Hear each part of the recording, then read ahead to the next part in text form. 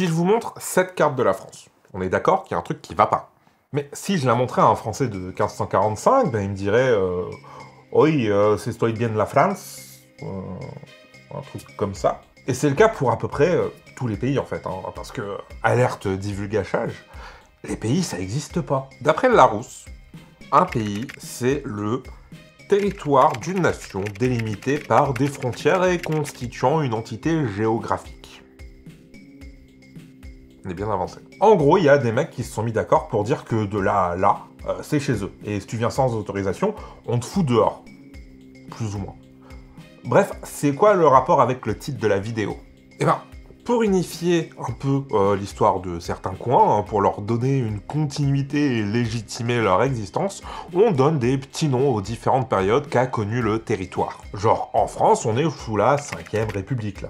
Ça sous-entend qu'il y en a eu 4 avant. Mais est-ce qu'il y a vraiment une continuité entre toutes ces périodes méga différentes? Est-ce qu'on peut dire que des pays aussi différents que la France de Louis XIV et celle d'Emmanuel Macron, c'est le même pays? Pour illustrer ça, on va jeter un coup d'œil à l'Allemagne. De 1933 à 1945, on parle du Troisième Reich.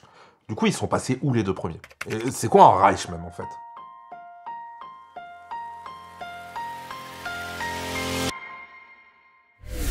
Je pense pas dire de bêtises, hein, partons du principe que la plupart d'entre vous savent ce qu'est le Troisième Reich. Hein, Hitler, les nazis, tout ça.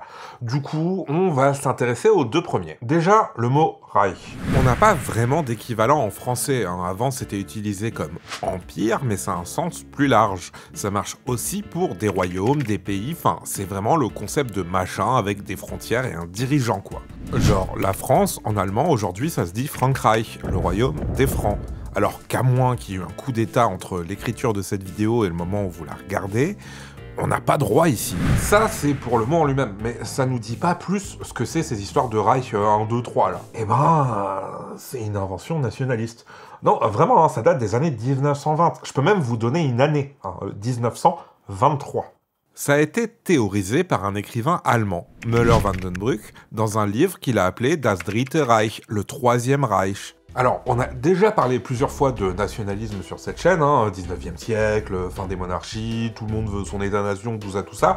Et ben, c'est aussi le cas pour l'Allemagne. 1923, c'est 5 ans après la Première Guerre mondiale. Le pays est à genoux, l'inflation est tellement élevée que l'argent vaut plus rien, tout le monde galère, la stabilité politique n'existe plus. Du coup, se tourner vers un passé glorieux des empires millénaires, tout ça, bah ça vend du rêve. Mais le Meulen, là, il pouvait pas piffrer les nazis, hein. Si c'était un conservateur, il avait rien à voir avec leur délire raciste et guerrier. Au contraire, le bouc, il voulait la stabilité. Il a rencontré Hitler d'ailleurs, et il a trouvé que c'était un gros con. Voilà, bon, je paraphrase, hein. Mais ça n'a pas empêché les nazis de reprendre la partie superficielle de ces idées pour leur marketing à eux. Heureusement pour Meulen, il est mort avant de voir ce qu'ils en ont fait par après. Bref, si Meulen disait que l'Allemagne avait besoin d'un Troisième Reich, c'est bien qu'il en avait identifié 2 autres. On va commencer un peu avant avec un roi allemand, Karl der Grosse, ou Charles Ier, dit le Grand en français, Charlemagne, quoi. Roi des Francs, fondateur de la dynastie carolingienne, protecteur de l'église catholique, les gens l'aiment bien quoi. Il est même couronné empereur romain d'Occident par le pape en l'an 800 parce que le poste était vacant.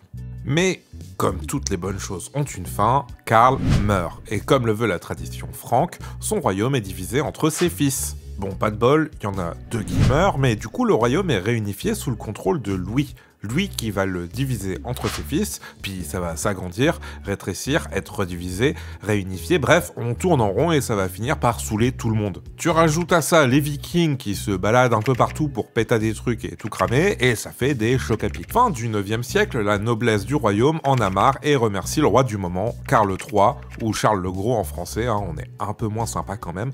Et puis, à partir de maintenant, c'est eux qui décident c'est qui dirige. Et toc. Bon, ça va pas empêcher le royaume de continuer à se diviser et à se disloquer pendant une petite 50aine d'années, jusqu'à l'arrivée au pouvoir d'un certain Otto Ier, ou Othon Ier en français, ouais, ça tient à peu de choses des fois. Et le Otto, il a un gros projet, restaurer l'Empire romain. Sans Romain dedans, mais c'est pas grave. Comme Charlemagne et tous les rois francs qui ont été au pouvoir entrent, il est empereur romain d'Occident. Et lui, il prend ça au sérieux. Hein, c'est ce qu'il va appeler la Renovatio Imperii Romanorum, la restauration de l'Empire romain. L'Empire carolingien, c'est fini, on est dans le Saint-Empire romain germanique. Mais vu que c'est long à dire, on va l'appeler Serge. Bon, le nom s'impose vraiment qu'à partir du XIIe siècle, mais ça va durer presque 1000 ans, cette affaire. Oui, ça vient de là, les bails de Reich millénaire de l'autre, là. Genre, ça a duré de la fin de l'Empire Maya à Napoléon. Je sais pas si vous vous rendez compte. Hein. Bon, après, si ça reste une continuité politique, les frontières de l'Empire, elles changent tous les 2 matins. Genre, un fermier du XVIe siècle, il pouvait se coucher chez Serge et se réveiller en Hongrie. À un moment, ça allait même des Pays-Bas à l'Italie. Mais bon, en vrai, c'est surtout une collection de petits royaumes sous la direction d'un seul gars. Hein, c'est pas non plus un gros bloc uniforme et stable pendant 1000 ans. Ça va même commencer à se disloquer à partir du XVIIe siècle à cause de conflits internes, jusqu'à complètement se faire cramer par Napoléon. Bataille d'Austerlitz, tout ça. Napoléon, qui se revendique aussi de Charlemagne, d'ailleurs. Bref, c'est la fin de Serge. En presque 1000 ans, il a couvert une bonne partie de l'Europe de l'Ouest, tout ça pour finir divisé en plein de petits états pas ouf. Voilà, ça c'était pour le Premier Reich, selon Meulen van de Brugge. C'est une question que j'ai posée il y a 10 ans déjà. Du coup, c'est quoi le Deuxième Reich? Quand Serge se pète la tronche, il y a plus de 200 pseudo-royaumes avec chacun leur prince local à sa tête. Alors, ils étaient déjà là sous Serge et étaient déjà plus ou moins autonomes, et se foutaient régulièrement sur la tronche. Hein. Et puis, il y a aussi l'Autriche, qui, elle, pour le coup, tient pas mal debout. Et pour pas se faire bouffer par l'Autriche, justement, ces petits royaumes germaniques fraîchement indépendants vont s'allier à Napoléon qui va réorganiser tout ça, en récupérant au passage tout ce qui dépasse du Rhin, et créer la Confédération du Rhin, justement. Les plus gros États absorbent les plus petits et on se retrouve avec une entité politique qui englobe plusieurs États indépendants. Il va faire pareil avec la Suisse, c'est pour ça que le nom officiel du pays, c'est la Confédération suisse. Mais pour dire à quel point c'est téléguidé par la France, Napoléon va placer son frère et le mari de sa sœur à la tête de 2 de ces États. Le népotisme au KLM. Alors, je sais qu'il y en a qui ont déjà eu le temps d'écrire des pavés en commentaire, je résume fort là, ok. Alors, en vrai, n'hésitez pas à donner plus de détails parce que c'est toujours intéressant, même si c'est pas le sujet de cette vidéo en particulier. Bref, j'ai passé masse temps à raconter tout ça pour rien parce que à la seconde où Napoléon est battu et exilé, on signe le traité de Vienne qui annule toutes ces histoires de confédération du Rhin. On annule les nouveaux États, tout ce petit monde se retrouve dans la Confédération germanique. Une union de 39 États dirigée par l'empereur d'Autriche. Mais c'est pas pour autant que tout le monde est d'accord. Les conflits internes continuent, cette fois sur fond de nationalisme. Il y aura même une tentative de révolution en 1848, mais ça va pas de ouf prendre. Non, ce qui va se passer, c'est que parmi ces 39 États, là, il y en a un qui va gagner en popularité. La Prusse. Au fil des années, on va mettre en place un chemin de fer qui traverse les différents États, on va localiser la production de ressources, enfin, comme dans n'importe quel pays, quoi. Les idées nationalistes qui ont mené à la tentative de révolution de 1848 sont pas complètement mortes, et on va aller petit à petit vers une volonté d'unifier un peu tout ce bordel. En 1858, Guillaume Ier devient roi de Prusse et nomme Otto von Bismarck Premier ministre. Ils ont tous les deux pour but de créer une Allemagne unie, et pour Otto, ça doit passer par le fer et le sang, mais pas le sien. Du coup, ça va manigancer sec. Déjà, faudrait voir à se débarrasser de l'Autriche qui préside la Confédération germanique. Ils vont s'arranger avec l'Autriche en 1864 pour aller envahir un duché danois majoritairement peuplé d'Allemands. Parce qu'évidemment, s'ils sont Allemands, leur place est dans la Confédération germanique. Mais les Autrichiens, ils sont plus en mode « on les laisse décider s'ils veulent être indépendants ». Ce à quoi le roi de Prusse répond « si c'est comme ça, eh ben je me casse ». Et pof, la Confédération germanique est dissoute. Bismarck réussit à recréer un semblant d'union avec les États du Nord, la Confédération de l'Allemagne du Nord, centrée autour de la Prusse, mais ça suffit pas. Bismarck, il veut un empire allemand, et il a dit que ça se ferait par le fer et le sang. L'Autriche leur a manqué de respect, avec leurs histoires de référendum, tout ça là, donc on va leur péter la tronche. Du coup, c'est la guerre austro-prussienne. La Prusse va envahir les États allemands qui étaient redevenus indépendants après la dissolution de la Confédération et continue à descendre jusqu'à arriver à moins de 100 bornes de Vienne, la capitale de l'Autriche. Aïe, la guerre est finie, ça a même pas duré 2 mois. Du coup, Otto est maintenant libre de gérer les affaires de l'Allemagne sans ces relous d'Autrichiens. Alors, pause 2 secondes. Pourquoi on est passé de germanique à allemand. Bah, le nationalisme encore, hein. Germanique, c'est le terme qui est utilisé pour parler de tous ces gens-là, là. Ça comprend autant les Anglais que les Autrichiens ou les Suédois. Le Otto, il veut son empire à lui, avec ses gens à lui. On va donc ressortir le mot allemand Deutsch, qui désigne les peuples germaniques d'Allemagne spécifiquement. En français, on a le mot teuton, et d'ailleurs les Italiens continuent d'appeler les Allemands comme ça aujourd'hui. Puis en France, bah, on utilise allemand parce que c'était le nom d'un des peuples qui habitaient dans le coin à l'époque romaine, les Alamans. Puis on a gardé le nom, quoi. C'est un bordel, les noms de l'Allemagne, en vrai. Bref. C'est pas fini, en fait. Il y a aussi des Allemands en France. Bah oui, le Napoléon, il avait ramassé tout ce qui dépassait du Rhin, là. L'Alsace, la Lorraine, tout ça. Du coup, manigance. La couronne d'Espagne cherche son futur roi. Bismarck propose à un cousin de Guillaume Ier de candidater. Vous savez, le roi de Prusse, là, vraiment, on n'en a plus rien à battre de lui. Sauf que Napoléon III, qui dirige la France à ce moment, il est moyen chaud pour avoir un mec qui veut tout régler par le fer et le sang d'un côté, et le cousin du patron de ce gars de l'autre. Du coup, il va dire non. Guillaume Ier étant pas fan de conflit, il va engrainer son cousin à renoncer. En face, Napoléon III va envoyer son ambassadeur s'assurer que les Allemands vont pas essayer de proposer un autre candidat au trône, et c'est marre. Simple, propre, vraiment pas de soucis, quoi. Eh ben non. Bismarck, il va raconter à tout le monde que Guigui Ier, il a trop mal parlé à l'ambassadeur français. Gros manque de respect, franchement, la Hagre. Les Français, forcément, bah, ils vont mal le prendre. Du coup, c'est la guerre franco-prussienne. En vrai, Bismarck, il est pas con. Il fait tout ça parce qu'il sait que l'armée française est en galère et que ça sera sûrement une victoire facile. Si vous vous étiez déjà demandé pourquoi il y avait plein de forts militaires du 19e siècle tout autour de Paris, bah c'est à cause de cette guerre-là. Le 26 janvier 1871, la France signe un armistice avec l'Allemagne. Napoléon III est déchu et c'est le début de la Troisième République en France. Bon, elle avait été proclamée pendant la guerre, mais c'est un petit peu compliqué à mettre en place quand tu te fais pilonner la tronche par des boulets de canon.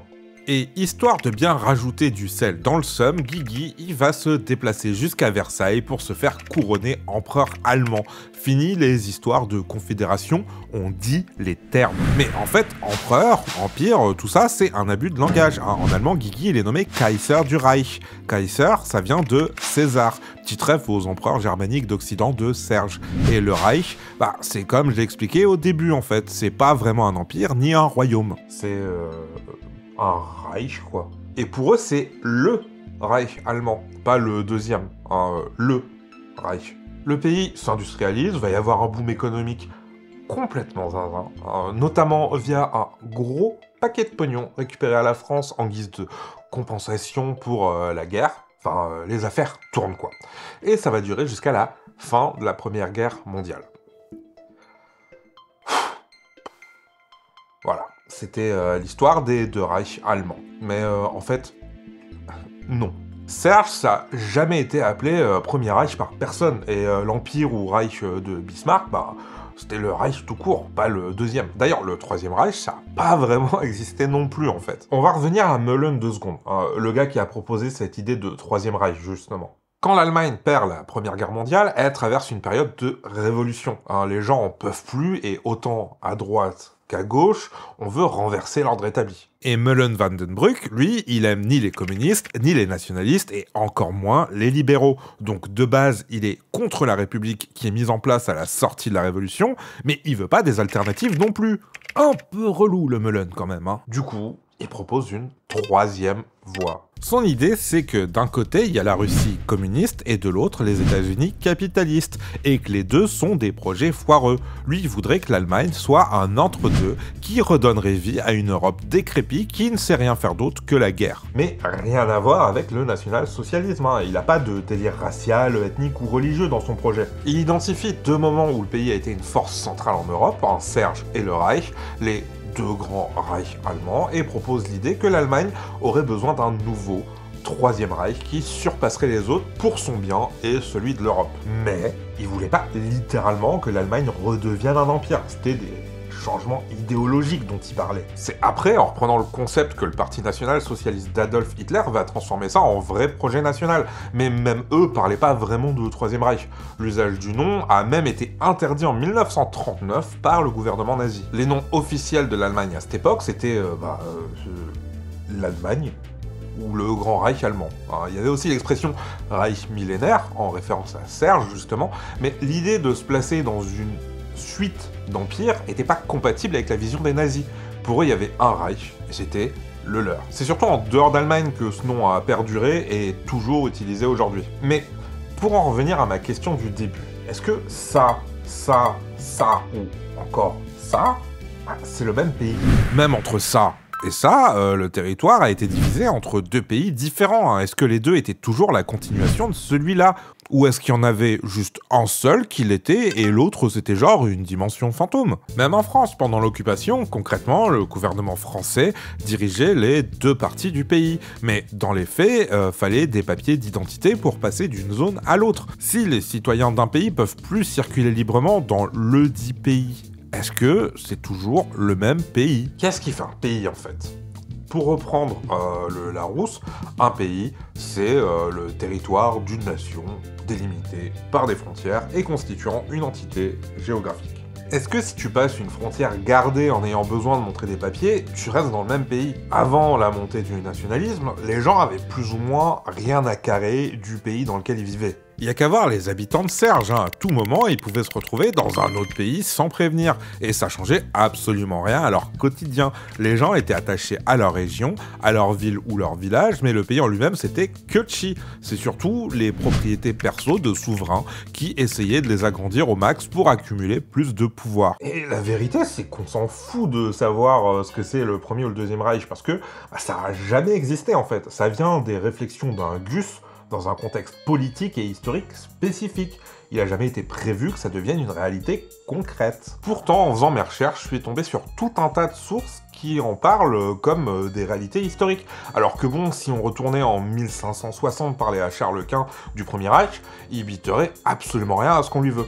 Déjà parce qu'il parlait ni français ni allemand, mais surtout, c'était pas sa réalité à lui, c'est un truc qu'on a décidé presque un demi-millénaire plus tard. Non, ce qui fait un pays, c'est les gens qui y vivent, leur culture, leurs lois, leur vie à un moment donné. C'est des gens qui ont fait la France, le Mali ou la Géorgie, c'est pas des entités intemporelles qui existent ex nihilo.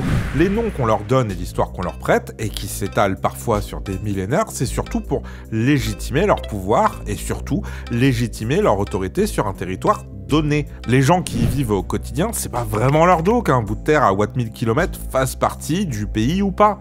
Est-ce que les gens d'il y a 1000 ans ont grand chose à voir avec ceux d'aujourd'hui? Pas vraiment. Du coup, c'est quoi un pays?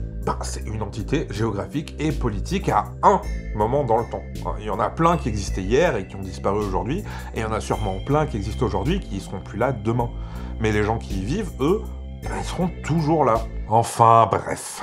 Yo, si jamais vous avez aimé cette vidéo et que vous voulez en voir d'autres, sachez que vous pouvez nous soutenir sur Patreon, parce que ça demande du temps et des moyens autant humains que financiers pour produire tout ça. Et du coup, si jamais vous voulez soutenir notre travail, n'hésitez pas à aller y faire un tour. Alors la seule contrepartie qu'on peut proposer, pour l'instant en tout cas, c'est d'avoir les vidéos un jour en avance. Si ça vous intéresse en soi, c'est déjà pas mal. Puis merci d'avoir regardé la vidéo, et à la prochaine. Ciao.